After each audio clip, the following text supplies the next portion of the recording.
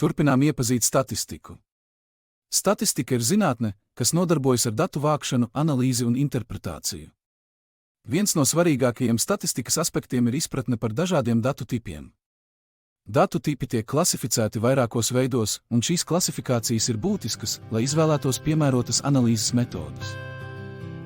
Iedomājies, ka tu veic pētījumu par tavas skolas skolēnu iecienītākajiem mācību priekšmetiem noteiktā vecumā. Šajā aptaujā sastapsies ar dažādiem datu tipiem. Lai veiktu pētījumu un interpretētu rezultātus, aptaujā ievāksi gan vārdus, kas ir kvalitatīvie dati, piemēram, mācību priekšmetu nosaukumus, gan skaitļus, kvantitatīvos datus, šajā gadījumā tie ir skolēnu vecums. Kvalitatīvie dati ir aprakstoši un izteikti vārdos vai kategorijās bez skaitliskām vērtībām. Kvalitatīvie dati iedalās nominālajos un ordinārajos, kur nominālie dati ir kategorijas bez noteiktas kārtības, piemēram, mācību priekšmeta nosaukums, bet ordinārie dati ir kategorijas ar noteiktu kārtību, piemēram, subjektīvs vērtējums, esmu sajūsmā, ļoti patīk, ciešami.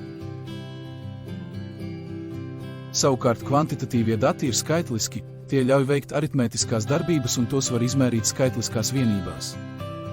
Kvantitatīvie dati iedalās diskrētos un nepārtrauktos datos, kur diskrētie dati ir atsevišķas, noteiktas vērtības, piemēram, skolēnu skaits, kas jūsmo par matemātiku, bet nepārtrauktie dati var būt jebkura vērtība noteiktā intervālā, piemēram, skolēnu skaits, kam patīk matemātika pirmajā mācību gada semestrī.